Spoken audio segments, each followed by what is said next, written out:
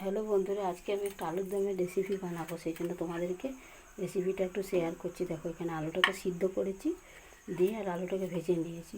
এই যে, আর কী কী লাগছে চলে দেখিয়ে দিচ্ছি। আলুটা এরপর কড়াইয়ের মধ্যে দিয়ে দেবো একটা তেজপাতা, আর একটু দিয়ে দেবো হিং।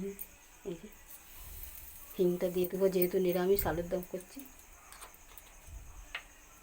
গোটা গরম মশলা,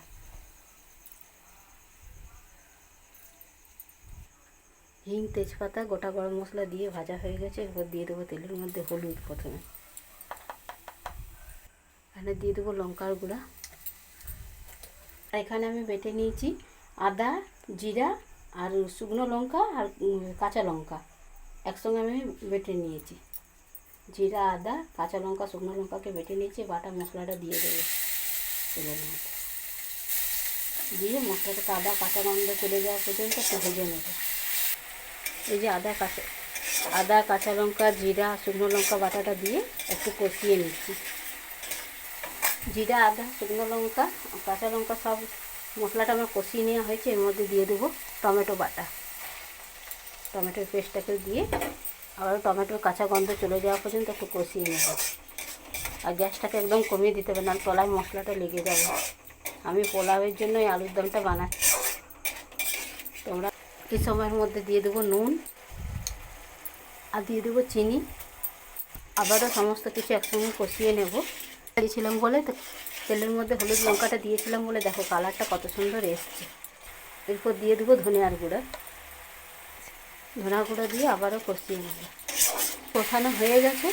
এই সময়ের মধ্যে দিয়ে দেবো এখানে আমি চারমগজ, কাজু আর পোস্ত একসঙ্গে বেটে নিয়েছি। এই বাটাটা দিয়ে দেবো। চারমগজ, কাজু আর পোস্ত বাটাটা দিয়ে আবারও কষিয়ে নেব। এখানে আমি কোনো কাশ্মীরি লঙ্কা গুঁড়ো দিই নাই, কিন্তু কালারটা দেখো কত সুন্দর এসছে। আমি জাস্ট এমনি লঙ্কা গুঁড়ো দিয়েছি। এই মশলাটাকে আমি ভালো মতন কষিয়ে নেব। মশলাটা আমার ভালো মতন কষানো হয়ে গেছে। এই সময়ের মধ্যে দিয়ে দেবো জল। জলটা দিয়ে দিয়েছি। জলটা করে ফুটে যাবে, তারপর আলুগুলো দিয়ে দেবো ভেজে রাখা। ঝোলটা আমার ফুটে উঠেছে। এই সময়ের মধ্যে দিয়ে দেবো এই যে ভেজে রাখা আলুটা দিয়ে দেবো।